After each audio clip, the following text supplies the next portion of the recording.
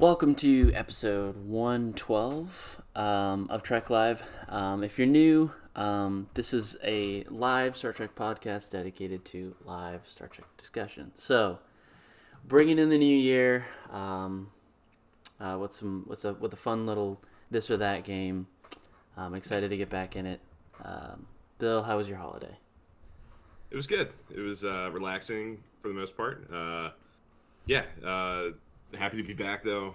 Happy to be kind of getting back into the routine in the kind of lead up to what I think is going to be a pretty hectic 2020 for Star Trek fans in a good way. I think there's going to be a whole lot of new content. I think the calendar is going to be pretty full of new stuff to talk about between Picard and Discovery and Lower Decks and who knows what else might be coming. So yeah, there's going to be a lot to cover. I'm sure we didn't really talk about this ahead of time, but we've revealed on Twitter that we have a second live stream now, in addition to Trek Live, dedicated to that very thing. Course Heading is our new show. It's got a channel on YouTube. It has a Twitter feed.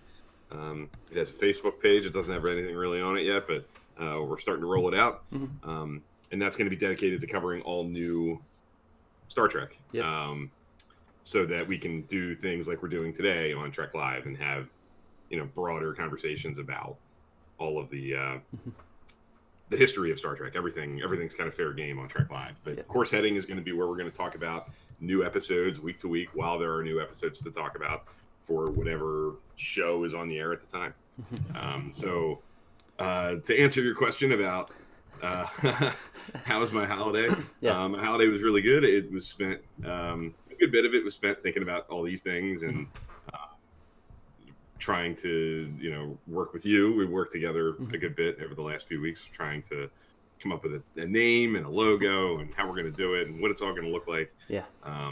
And now that we're here in 2020 and Star Trek Picard is a week and a half away, it's kind of happening. So if you watch our show, if you're here for live streams, if you watch us on playback, consider going over to Course Heading and subscribing there as well, and keeping an eye out on our YouTube channel as well as our Twitter feeds for notifications on when we're going to be talking about new Star Trek in the future. Yep. And if you guys are new, there's 3 segments of Trek Live. There's the first segment is we talk about our rewatches. Second is the main segment of the topic of the episode. And then the third episode is about Star Trek content. So we'll be talking about Course Heading a little bit more in the Star Trek content. But I'm glad Bill gave a little intro so you guys aren't... Yeah, definitely. Yeah. So, yeah. With that being said, Bill, how's your rewatch going? I see on Twitter you've been watching a little bit?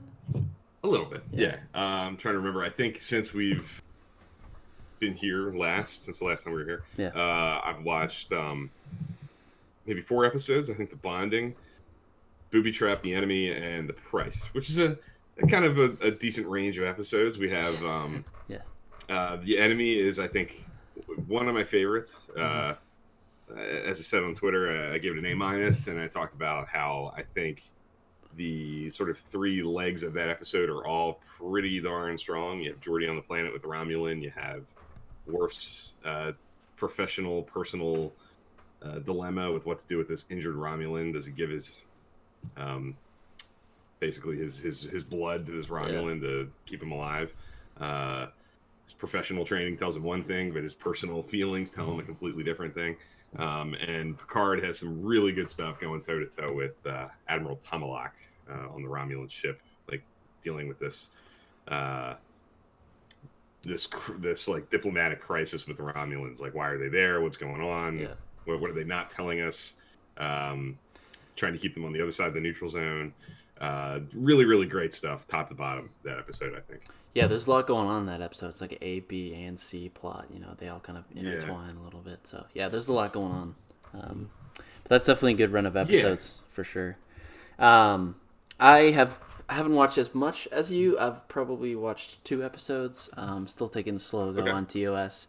Cat's Paw and I Mud. So mine aren't maybe as... Yeah, I don't get the range as you did, but Yeah, and this might be maybe a topic for another day, but I kind of talked to Bill about this off air about how um, trying to keep the Twitter and the main body, the fans of Star Trek, their opinion not clouding mine or clouding my judgment. Mm-hmm. So um, that's something that maybe we'll talk about in a future Trek Live episode.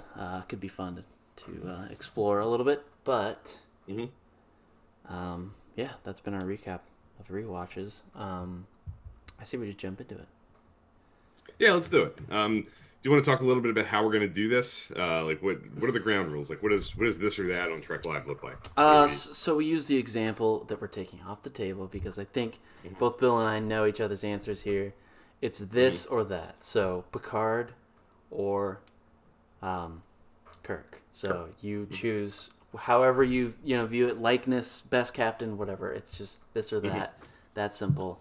I would say your question. I think Bill and I have 10 each. I maybe have 11, but we can just go back and forth. Bill, just say the question and then maybe say after, say like, so let's just like, for example, say Picard, right? Or not. Picard or Kirk, this or that. And what else was I going to say? We have one veto each. That's what it was. Yes. So if the question if there's one, yep. If there's a question that you don't want to, you feel like don't answering, or it's a complicated question, maybe veto it and explain why. So yeah, but Bill, where could this kind of game also be played, or is almost built for? We have it's built perfectly for Trek After Dark, which is our off the air, not on any kind of public streaming on YouTube or anything like that. On our Discord server, we try roughly about once a month. It's been a little while since we did one, with the holidays and crazy scheduling stuff.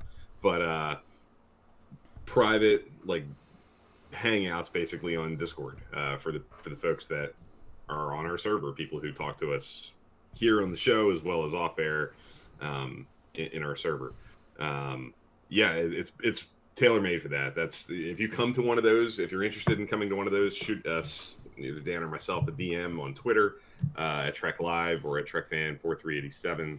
We'll get you an invite into the server. But to give you an idea of what that looks like, you can be on video. You don't have to be on video. You can be just on text or just on audio. But you're part of a group conversation. We play trivia. We watch episodes together and kind of do running commentaries, talk about the episode when it's over, give our thoughts. And I think something like this is something that I'm sure we'll probably involve in future Trek After Dark. So if playing this is appealing to you, and I think it's a really cool way to kind of get to know each other's taste and what makes you tick as a fan. If it appeals to you, let us know if you're interested in coming to hang out for something like this in the future. And like I said, it gets you into the channel and into the Discord server. And even when we're not doing Trek After Dark, it kind of connects you to other fans, and you can talk to anybody anytime, really. Yep. So yeah, it's look for it there. I think if you're watching this and you're one of the people who tends to participate in our Trek After Darks, expect this to be a part of our next one, hopefully in the next few weeks. All right. Do you want to go first, or should I? Yeah, I'll go first. Okay. Like you said, we have 10 each to ask each other. I'm hoping these are like guttural, quick answers as much as possible. Some of them are not that easy. Some of them are silly. Some of them are a little more like, straightforward and real questions, I would say. They're all real questions, but some of them, you'll see, they range in topic and type. So first one I'll ask you is Endgame or These Are the Voyages, this or that? Oh, come on. That's a good one. That is a good one. I did not think of that. We've talked about both of these on previous episodes. These Are the Voyages. Okay. All right. Only because... Why?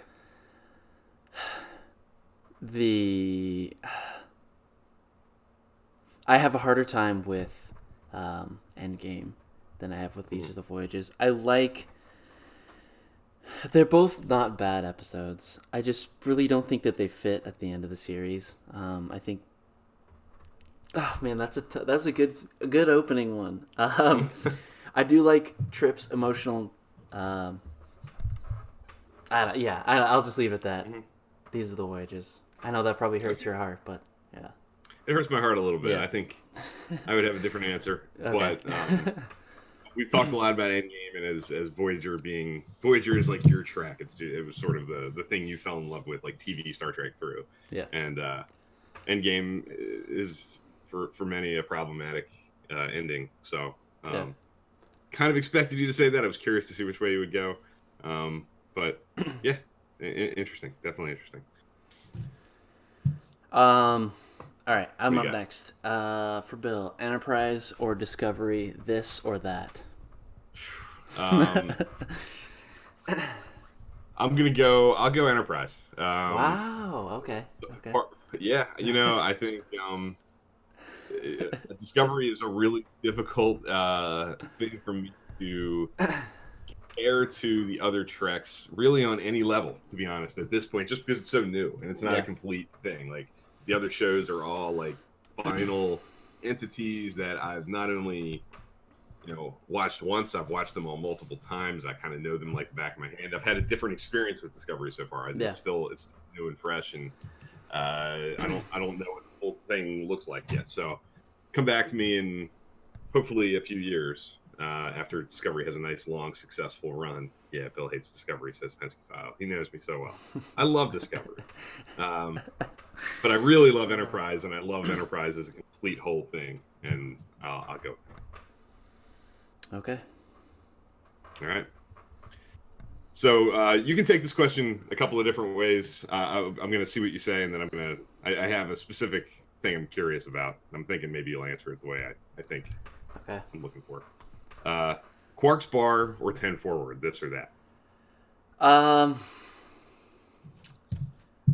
Quark's Bar, because Okay.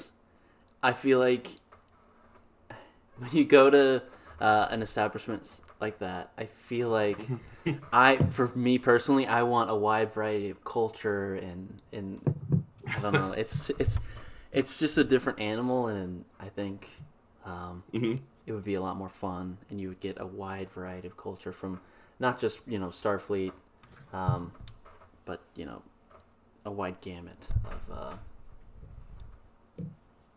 just Yeah. things happening and people and everything. So Okay. that's my answer. What was your specific question about it? Yeah, like basically, I think which establishment you see yourself more comfortably imbibing in says a lot about the kind of person you are and what your sort of what your chill vibe is. When 10 Forward and Quark's Bar are about as diametrically Yeah, opposed and completely different vibes as possible. because I think 10 Forward is Or, more straight laced and yeah, more it's a chill, quiet, like loungy. and Yeah, Cork's Bar is just sounds fun. it's fun. Yeah. So I that's why I chose that.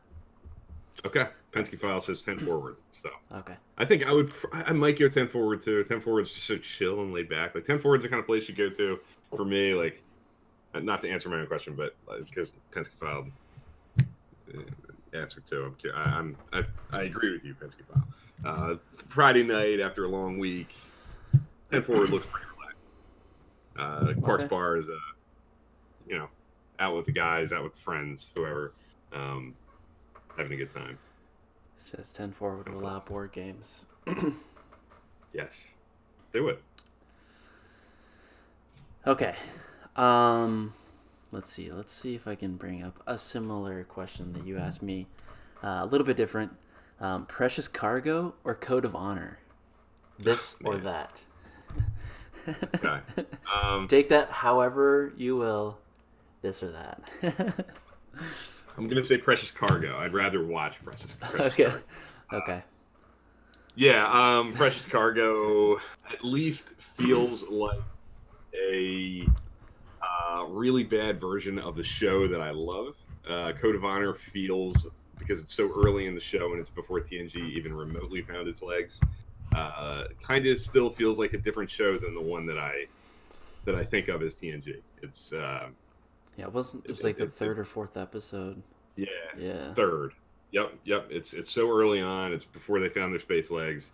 It's sort of still a weird hybrid somewhere between like TOS riff and ultimately what TNG sort of became. It's kind of silly and goofy, but it's also very self-serious.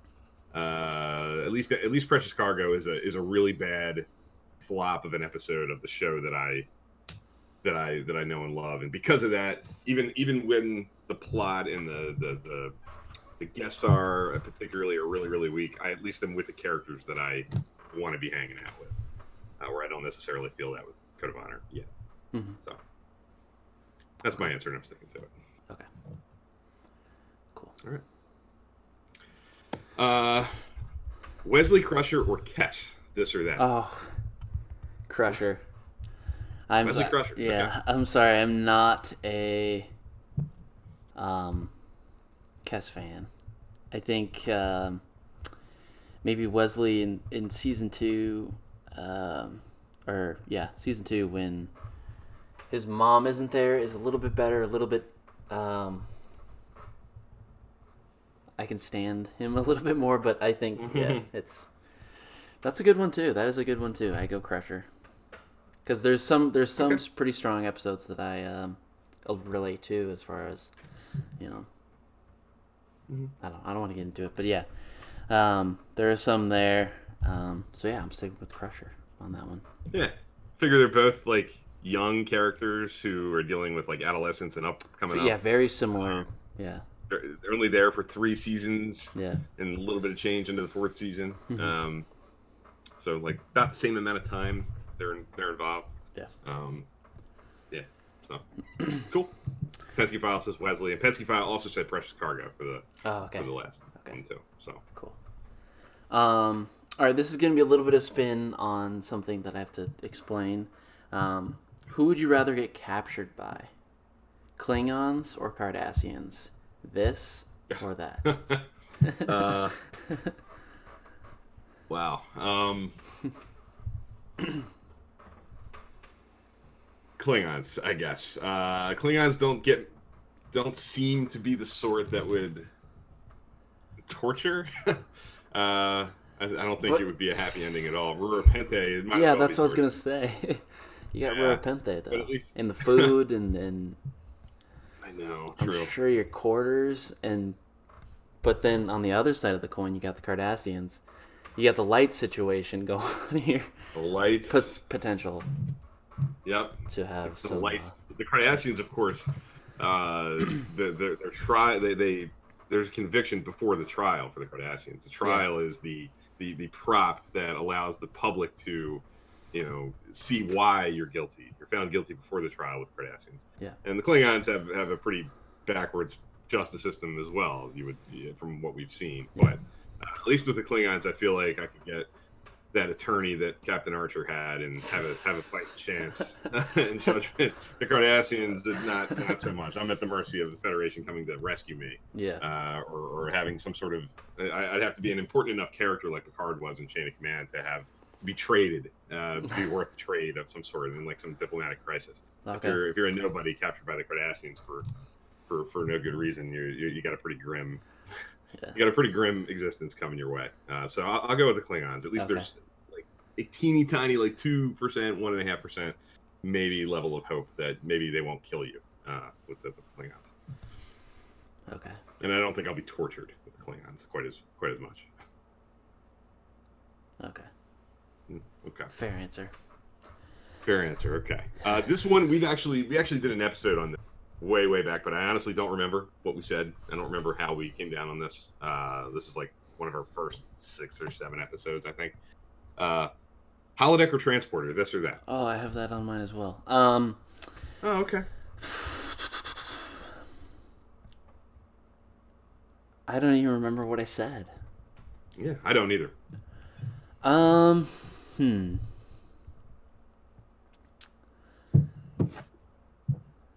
It's a good thing I have 11. Okay, that means I have to do one that I didn't really want to do, but okay.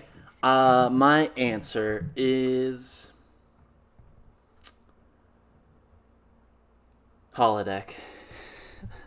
As tough as transporters would be, I just think holodeck, not just from a recreational standpoint, but from teaching and learning side of things, and I guess you could also lump in, like, I'm cheating here, but lump in just holo technology in general. I mean, you got the doctor, so that I think it just I holodeck is my answer. That's okay. That's with the potential for learning and experience, but also the recreational side of things. I think,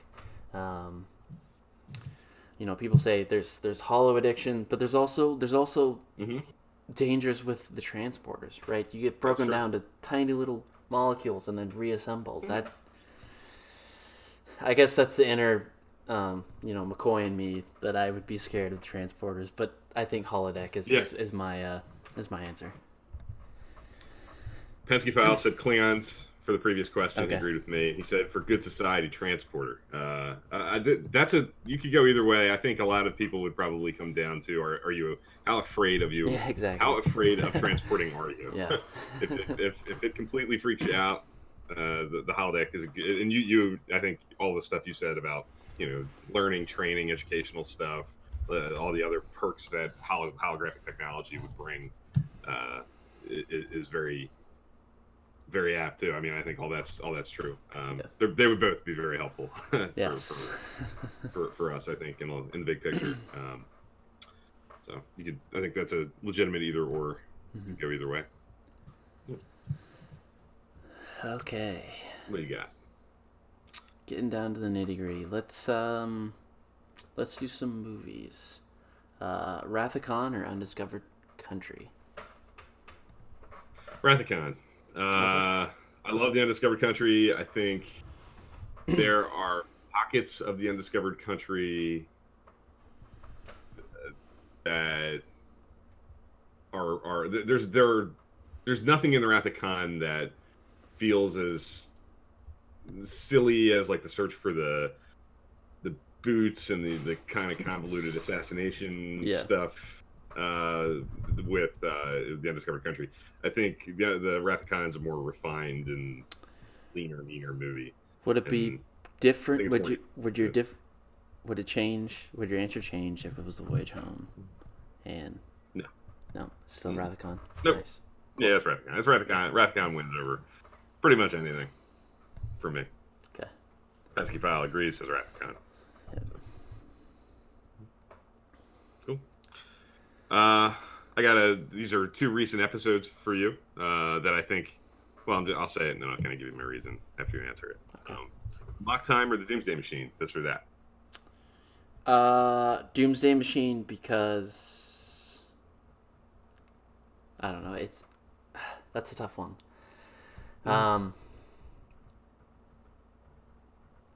Yeah, I'll stick with Doomsday Machine just because I think it's got everything. It's got action, drama. It's a big sci-fi concept, and I think that's all. That's my reasoning. Cool. Yeah, I think they're two of the best examples of sort of two different kinds of Star Trek episode, particularly. Yeah. For dialogue driven, it's very it's all about the characters, the trio. Doomsday Machine is a big science fiction adventure. It's an action story. There's a lot happening. Great guest star. It's sort of like the ultimate action adventure story in TOS, where I think the Mock Time is probably in my mind, maybe the best about that trio. Like just the complete focus on. But Mock Time is pretty dramatic. It's got some big stakes. It is. Kirk's defying orders to do this. Yeah. But absolutely. That's there too for sure. Yeah.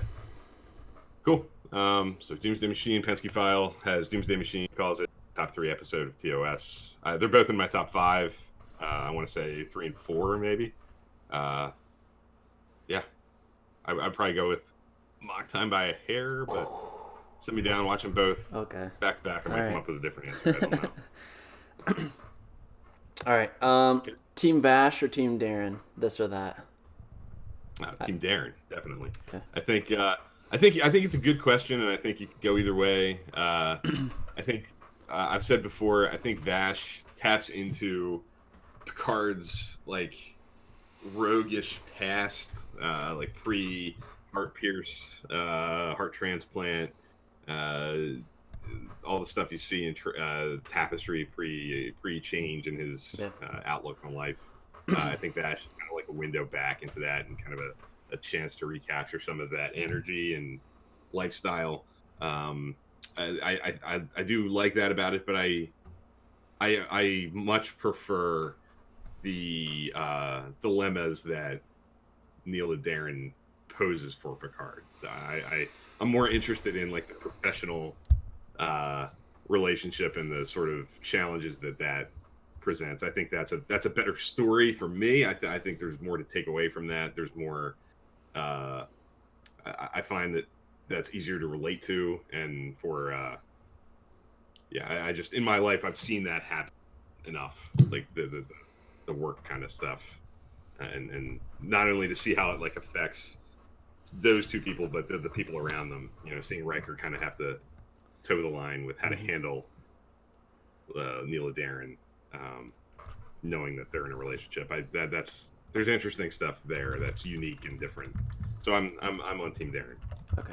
I also think that episode is just stronger than either one that have the Picard Dash dynamic featured. Yeah. All right. Cool. So, how about Command Gold or Command Red? I have that as well. What? No way.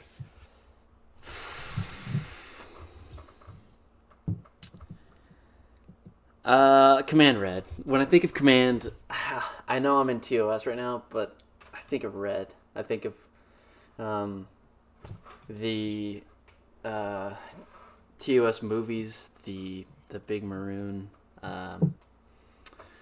one. I think of Picard. I think of Riker. Yep. What about you?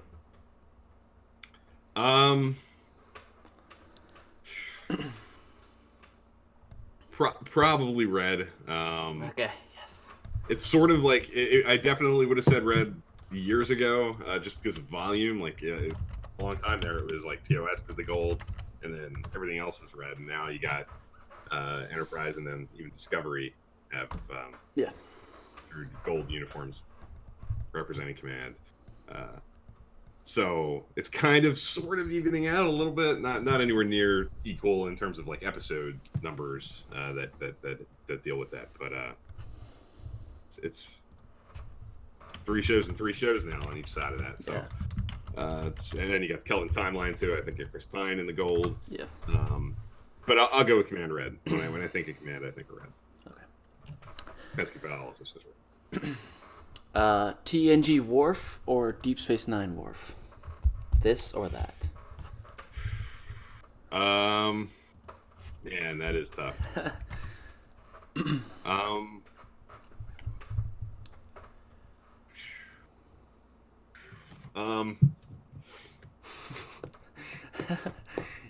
I will go with TNG Worf, and it's painful. He grows a lot in Deep Space Nine. His relationship with Dax, obviously. He's in more command situations in Deep Space Nine. Pesky Files is Deep Space Nine. So his career seems to be moving forward more in Deep Space Nine. But, when I think of Worf, the episodes that really come to mind for me are things like Sins of the Father, Reunion, particularly episodes that really feature his backstory with his father and his upbringing, even family with his foster parents. There are some of the highlights episodically that come to mind when I think of Worf. So that pushes me in the direction of TNG. And that's where he gets his legs. That's you see the real building blocks of the character are kind of all in TNG. But Deep Space Nine does an amazing job of folding him into the ensemble and moving him forward. Pensky Fowler says any character is better on DS9, if only in terms of character. And I mean, DS9 is so much more focused on character development and longer running arcs and dealing with like serialized storytelling that lends itself to real character development. So it's hard to argue with his stuff in Deep Space Nine. But maybe because I tend to think in terms of episodes, I think when I think of the character, the episodes that come to mind are from TNG most of the time. Okay.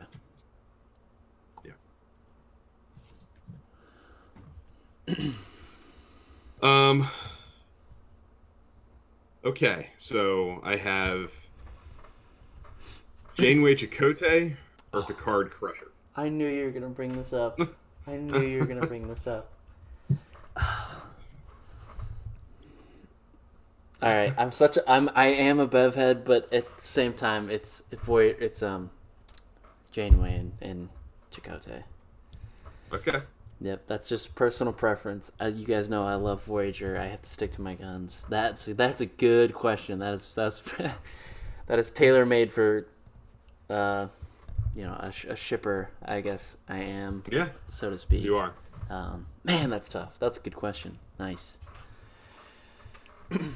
Yeah, I figure they're both captain sort of pseudo relationships that never kind of block. Yeah.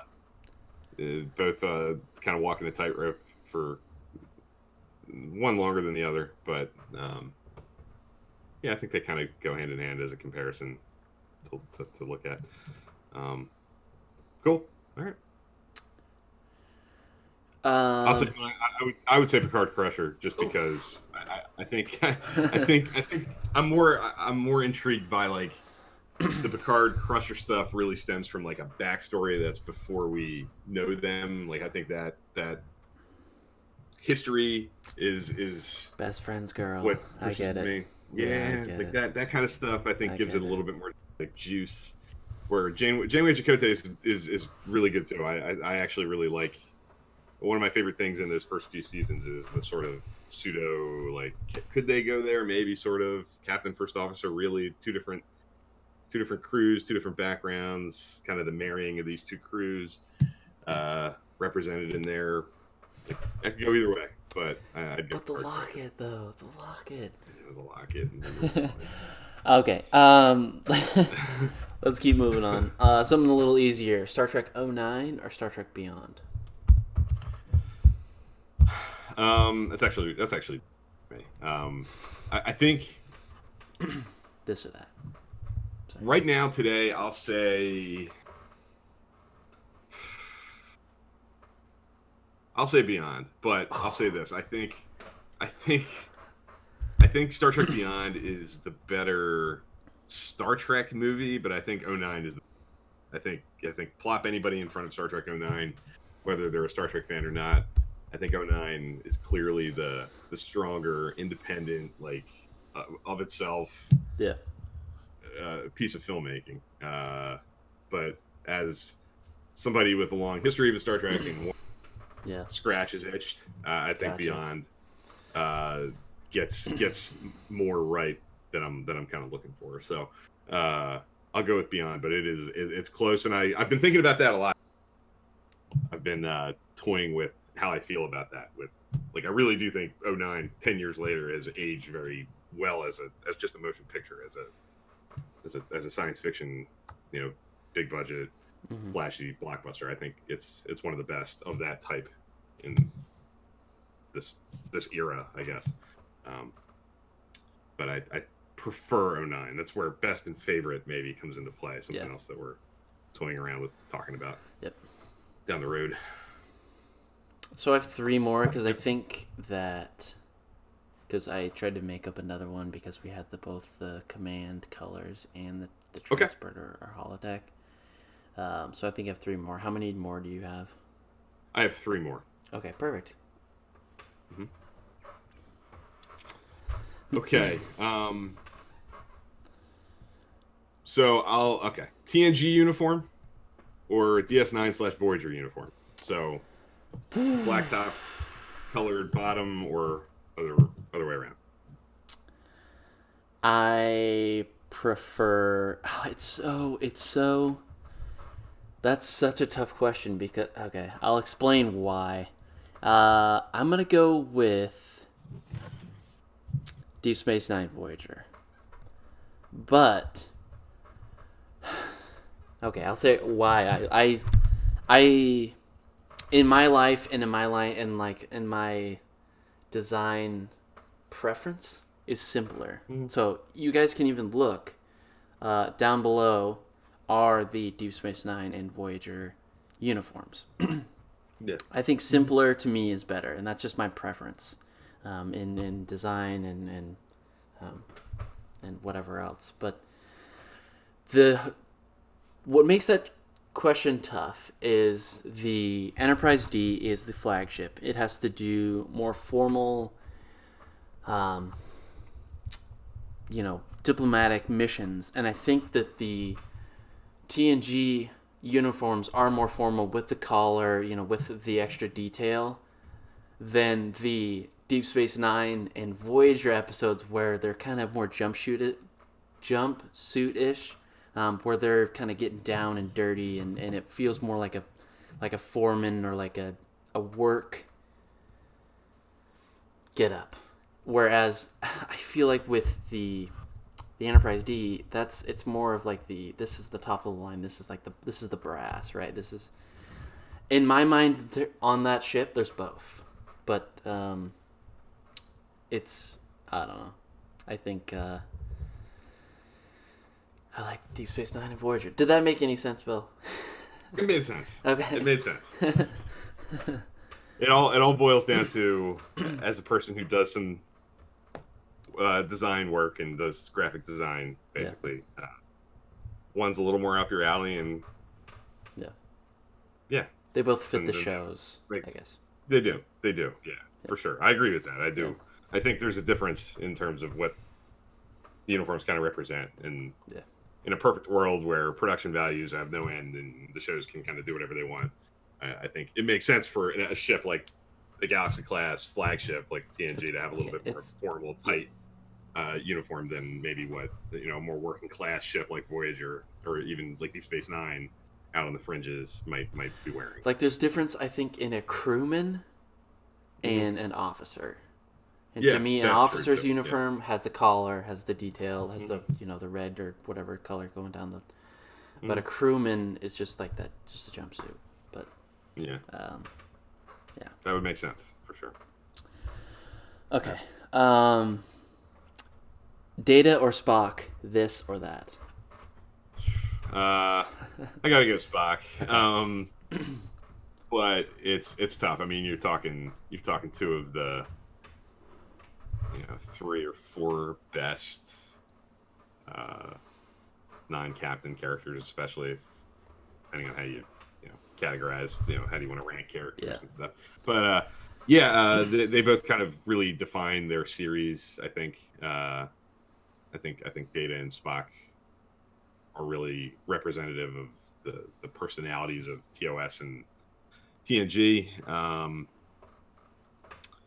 They both kind of carry definitively classic episodes from both of those shows. I think the relationships between each of them and their captains are other defining characteristics of those shows. Kirk, Spock, Picard, Data. But Spock being so iconic, and the historical impact of that character and Nimoy's performance, and how sort of instrumental developing the Vulcan culture was to kind of defining how serious Star Trek can be and how serious it takes itself, and the world building nature of it. I think the Nimoy building of that character really lended itself to allowing Star Trek to grow those legs and allow that to be a thing. So I'll go with Spock. But no disrespect to Data or Brent Spiner's portrayal of him. I think almost any other character I would pick Data if you're talking comparison, like this or that. Okay. Yeah. All right. Down to 2. Yeah. Zachary Quinto or Ethan Peck, this or that. Ooh, man. All right. Peck or Quinto? Man, both. That is so tough. Because I think I'll talk about it. You know what? I will go. This is a cop out, but I'll go Quinto because I feel like the sample size is a little bit bigger with Quinto, just because. But both are so similar, or not similar, because they have to bring different things to the Spock character, right? This is early Spock who maybe doesn't have his emotions under the logic check or the logic hold as as we've seen before, but um, Quinto has to deal with the death of the Vulcan planet, and I will go with Quinto just because I like. To me, he's more similar. I can't even say that because that's a good question. That's a good question. I'll go with Quinto though, just because I think he balances a little bit better with like the old Spock, but also bringing that deep emotion that you can see with the death of his home planet that he has to deal with, and Oh my gosh, you're. I think your questions are better. I think if I did this or that, whose questions were better or tougher or hard to answer. I think that. That was tough.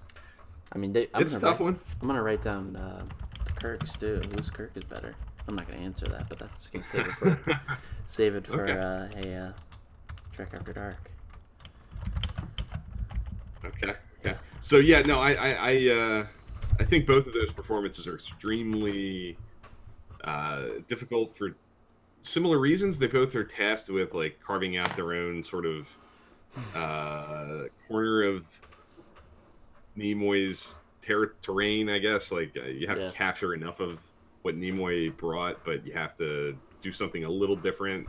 Peck is capturing Spock at a much earlier point in life. He's not anywhere near. He's years away from being the man that we see in TOS.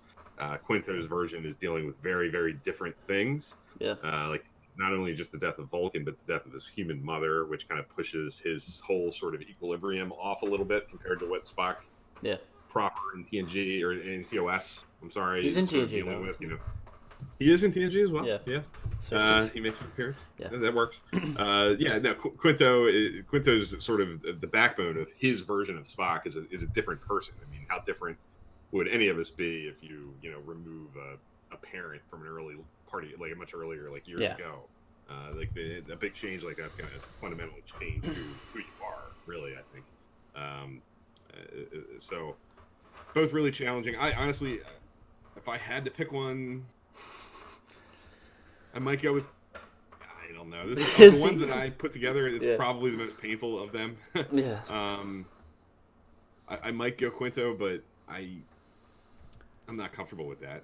I think Quinto had maybe the taller task just because he did it first. I don't know. Might have to come back to that one down the road in a longer conversation. Don Paris, if you're still around, Penske File, if you're still around, I think I know. Actually, I don't know. I have no idea what you'll say, but let us know what you think if you're still in the room. What do you got? All right, a little bit of explanation on this one. Hardest death to get over, Dax or Trip? I mean, well, technically, Jadzia Dax, because Dax doesn't really end up dying. Dax is the entity.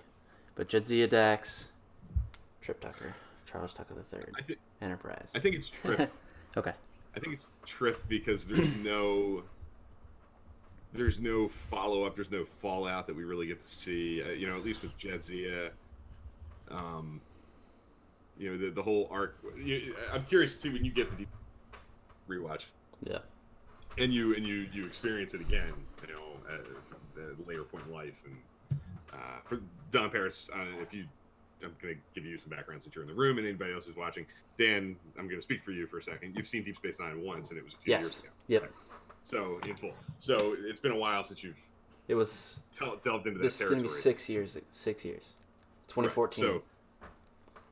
So, okay, so when you get to do it, it's really fresh. Yeah. So, and you're an older person now. It's gonna be interesting. Yeah. Digest that show. So, but a lot of people can kind of take or leave the Ezri Dax sort of arc in the 7th season, but at least it's there. Like the fallout of Jadzia's death is explored, not just with Ezri, but with how that affects, in a real tangible way, characters like Sisko and Bashir. That's there at least. You get to go through those motions with characters, and with Trip, it's sort of sudden. It's in the last 10 minutes of the last episode, and it's kind of just bang, it's over, and that's that. And I think the other thing that makes the Trip scenario painful is the way that episode's constructed. This kind of goes back. Don Paris, the first question of the day, since you kind of came in later on, was Endgame or These Are the Voyages, and Dan picked Endgame. No, I would probably go the other way. These Are the Voyages. Oh, you picked These Are the Voyages. Yeah. You picked These Are the Voyages, right? Yes. As the better episode. Yeah. And one of the problems with These Are the Voyages for me is that it takes this 10-year jump from Terra Prime, the last episode, before the events of These Are the Voyages. Like, it's skipping ahead. And the last thing we see of Trip before the jump is, the whole thing with the baby, with DePaul, and it kind of ends on a hopeful note, and it's very sad. They lose the baby, but they're together, they're holding hands. It's sort of this symbolic thing that they're going to move forward together, and it's the kind of coming together of humanity and the Vulcans. And then 10 years later, with These Are the Voyages, they've had a crush out. The relationship didn't go well. There's a little bitterness to it, and then you kill him. So there's this like big gap of like history there that we have no idea what really happened, and that to me makes it more painful and difficult to get over. The lost potential and the sort of additional questions that we never really get answers to, thrown in at the very last second before you off the character. But I'll say this: my favorite things in These Are the Voyages are his sort of like sweet, heartwarming little scenes with Frakes at the very end, and just Connor Trinneer's like performance and his likability is just enough to like power it through, making it watchable. So there's at least that, but I'd go with Trip as the more painful death. Okay. To get over. Okay. Last one. Last one. Last one. Serialized or episodic? Oh, serialized all the way. I get that. I think that the episodic lends itself to syndication and 90s structure of, the politics of television. But it's the best way, I think, and you guys know this, in film, my film theory and how I see film and telling stories is story is always king. And I think the best way to tell a story is a long running run of episodes where you can see character development and explore things you can't. That's serialized for sure. Okay. Yeah. Cool. I think I agree. It's a difficult one for me because, like we've talked about many times on Trek Live, perhaps my favorite thing about Star Trek is the Swiss Army knife of its capabilities from a storytelling standpoint. You can watch, like I just did the other night, the Enemy, and then follow it up with Price, and you can debate, which, if those two episodes are equal, they're not, in my opinion. Yeah. But they're completely different kinds of stories. They're after different things. They're playing in different sandboxes, tonally and genre. But Don Paris is stealing my cop-out answer, which is a mixture of both. I think Discovery, I'm going to argue with Pensacola, he's still sure again someday. But one of the things that I think Discovery does fairly well is it kind of walks that line pretty well. The episodes have a distinctive quality most of the time. Point of Light is very different than New Eden, is very different than Saints of Imperfection. They have distinctive tones. What you can debate the success or failure of the episodes, but they maintain a sense of sort of what Star Trek has always been, but there is this overarching story that links them together in season 4. And I'm glad that they're doing that, because I would hate to lose that sort of unpredictable nature of you never quite know what you're going to get the next week with Star Trek, because it can bend and not break with with playing with genre and tone. Yeah. And I think they will continue to try to chase that mixture of both, try to style. So I don't think that it's like I don't think that it's gonna be serialized for the rest for here on out. There's gonna be I think there's gonna be a pursuit of trying to call back to that. Yeah, I think that's. It seems like that's the formula moving forward, based on what we've seen. Yep. All right, this might be the most painful one yet. Okay. I don't want to create any beef with anyone else or any other entity. There, shout out to. This might give it away, but shout out to the Penske File, to Thad's podcast. We've Delta Flyer, EC Henry, all the Star Trek yards, all these other great Star Trek, podcasts and content creators. But the question is, Trek ranks or the Ready Room, this or that? Now remember, folks at home, if you don't know, there is a veto. There is. Yeah. Or if you don't feel, yeah, go ahead. No, just the background for anybody who's watching it doesn't know. These are pretty notably. These are very high up in our rankings of we don't have formal rankings of Star Trek podcasts, but these are two podcasts that Dan and I both look forward to every time they're in the pipeline. Yes.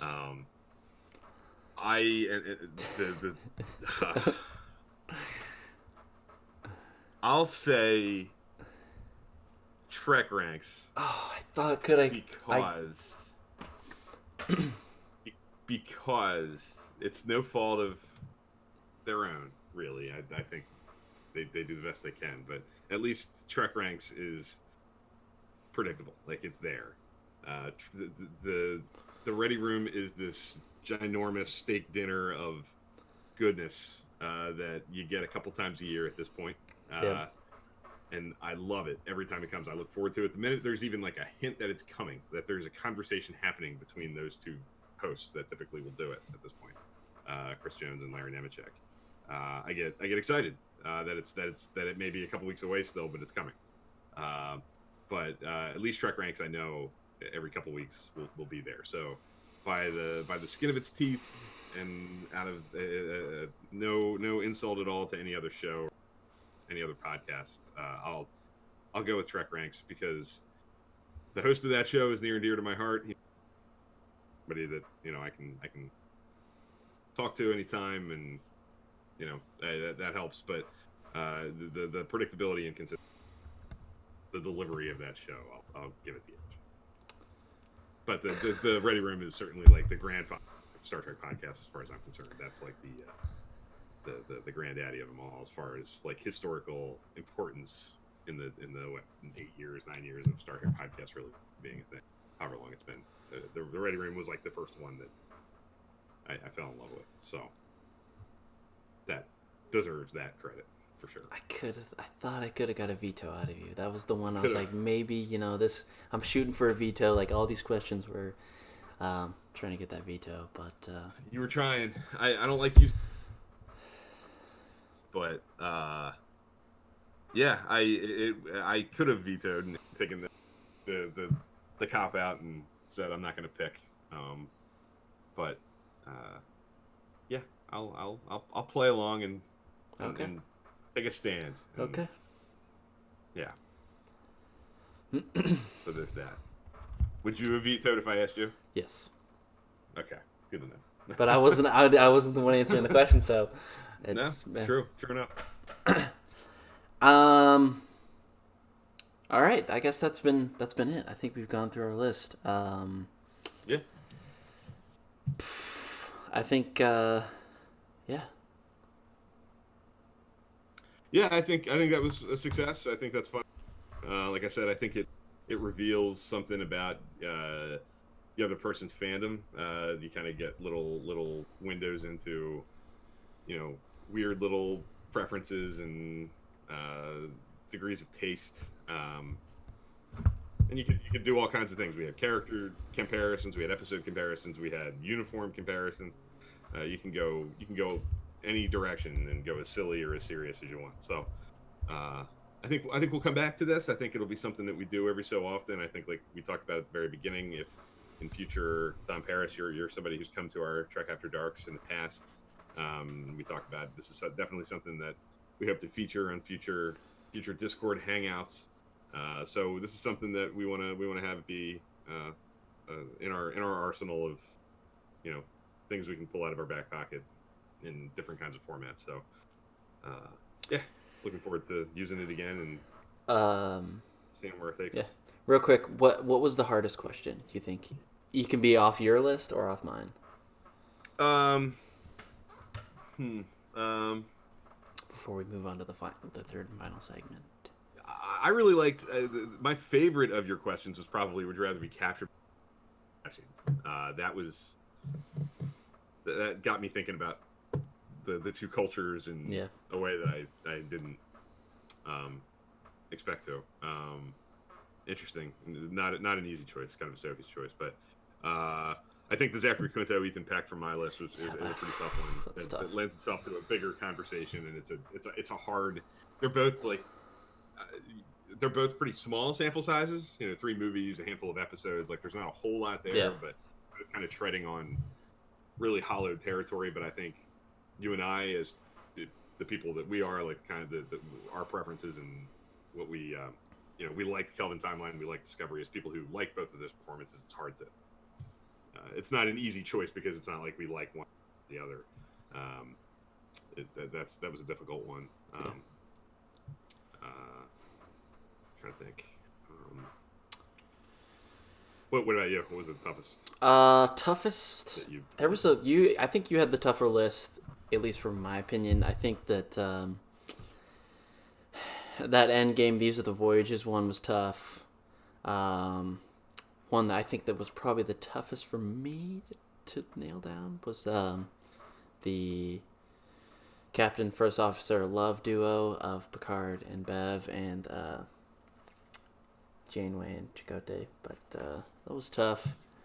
And then of course the Spock Quinto right Peck argument was tough too. So and some of these, I think some of them are really simple and straightforward. But some of the ones that you just mentioned, like the Janeway, Chakotay, Picard Crusher, like that's something we could do an episode on that. Like you could almost like explore the similarities and the parallel trends of these kind of relationships that never really blossomed, and why, and what were the challenges that prevented not only like the characters from crossing the line, but maybe even the shows from crossing the line and letting those characters become a thing. So like that kind of represents the range of things you can play with this or that. It can be something as thick as, hey, we could do an episode on that. There's enough to talk about there to sustain a longer conversation, and some are more like, bang, that's my answer. Quick hitters, yeah. That's it. Yeah. Yep. All right. Moving on to the third and final segment is typically Star Trek content that we'd like to mention. We're all about supporting each other or other people's great Star Trek content. I would, if it was okay with Bill, I say we maybe just forego that and just talk about, it's still new Star Trek content technically. Talk about course heading. Yeah. What do you? Cool. You go first. Okay. Yeah. Course heading. Just a little bit of a background how Bill and I came about to. I think Bill and I joked about it a lot, and then Bill was like, "You know what? I think we really should have a separate because I think going back to covering Discovery and even Discovery Season 1, I think Bill and I got. This is tough to say, but a little bit burnt out of doing week to week covering the episodes. We kind of miss that variety that we have here on Trek Live. So, if we want to do that variety on Trek Live, we also do want to cover the new Star Trek because you kind of have to. You kind of have to because there's a lot of shows. There's a lot of shows in the pipeline that are in development, and so there's going to be a lot of Star Trek content. So I think it was almost out of necessity that this kind of came about, but. Yeah, like Bill said, we kind of worked through the break. We took I think almost a month, maybe 2 or 3 weeks break for the holidays and the New Year stuff. This is the first episode of the New Year, by the way. But yeah, we were kind of, it was a back and forth of, how we're going to, the name of the show, the look of the show, which core setting I like. There was lots of back and forth between Bill and I, but the look too, I'm not really happy with the design yet, but I don't think I'm happy with any of my designs. So it could be tweaked a little bit. Bill, what's the schedule going to look like as far as not just course heading, but Trek Live as well? Trek Live will continue to be mostly Saturday, Sunday mornings, right around this. Yep. We're going to keep pretty consistent as best as we can. Sunday mornings has kind of become our sort of predictable home. Occasionally we'll go to Saturday, we'll change it up here and there, but for the most part, this is pretty much our time slot. And it's going to continue to be kind of a rotating topic of catch all kinds of things. We can do something like this. We can pick a random episode and talk about that. We can talk about characters. We can talk about it. It can be a wide open field that can play in any arena. We can talk about any of the shows and compare things. We want to maintain, like Dan said, that flexibility and not be boxed out of talking about non-new Trek for big portions of the year, which with the robust schedule I think we're going to get in Picard and Discovery Season 3 later on. We were definitely, like Dan was saying, hesitant to dedicate such a giant chunk of our year to just covering, episode by episode reviews. We want to do that, but we also want to maintain the flexible, the schedule of topics that we can cover on Trek Live, and that's what we enjoy the most, I think. Yeah. Doing things like we did today. So, yeah, as far as course heading goes, it's probably mostly going to be Thursday nights, Friday nights. Yep. Depending if the Picard episodes are going to be on Thursday nights here in the States. So we'll occasionally go to Fridays as well, depending on what we have going on. And one of the things that we've talked about wanting to do with course setting is we want to integrate, we want to involve more people with course setting. We want to use guests more often. We want to bring on different voices. We don't want to just be the same old talking heads who are sort of predictably week to week thinking the same thing as the show goes on. Like, we want to bring on different voices and different opinions. So we want to throw feelers out there. If anybody did coming on and talking about an episode of Discovery down the road, you're free to let us know. Shoot me or Dan a DM on Twitter, or if you're in the Discord server, shoot us a message. Let us know that you're into the idea, and we will try to make something work with you. We're eager to do that. We want to continue to do it every once in a while. On that show too, on this show. Yeah. But with course setting, we want to make a conscious effort to do that more often. So we will certainly maintain a flexible schedule: Thursday, Friday, even maybe Saturday, depending on who the guest is and what their scheduling needs might be, and what how we need to work it out. But definitely, if you're interested, let us know. Potentially. Which it really kind of depends on scheduling also, but also internet and a few other things going forward. Yeah. But another thing that we kind of want to integrate into course setting too is episode commentaries. So we won't do that every week. Obviously that would be tough. But maybe once or twice for this Picard 8 episodes or whatever it's going to be.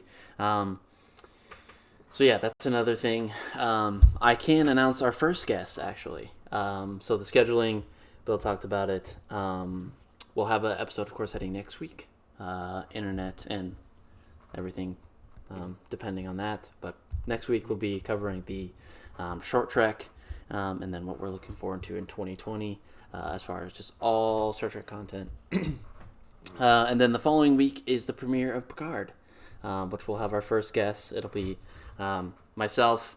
And Thad, he has been on before on Trek Live, and he has his own podcasts.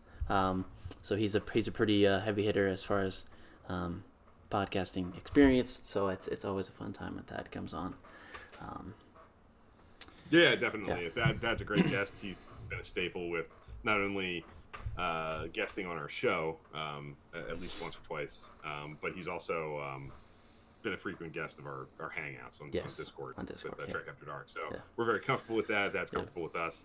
And I'll be on Ryza actually that week. Yes. Watching from afar.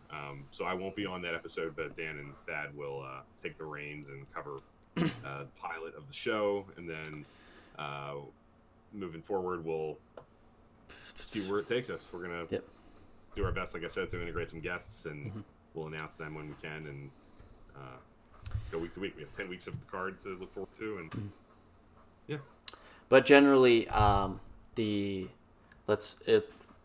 will probably be moderating chat, so the gang will still be all here. So let's say if I'm not, I'm on the show, I'll be modding chat too. So the gang will be here. We'll have a great time talking about new and current Trek. So looking forward to it. Yep, I think that about does it for Trek Live episode 112.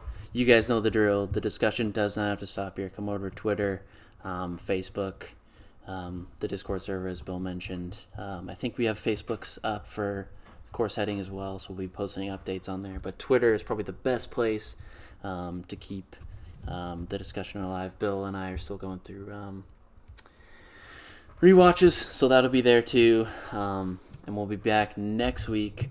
We actually have the topic lined up. I forget what it is. We're gonna talk about the TNG movies. Yes, that's what it is. Broadly, we're gonna cover Generations through Nemesis.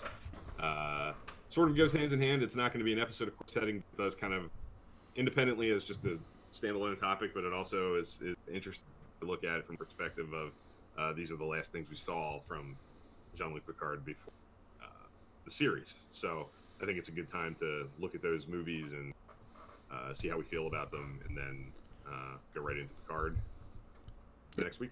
Yep. So. Twitter's the best way to keep up with Trek Live stuff. Bill and I, and then the sister show, Course Heading. I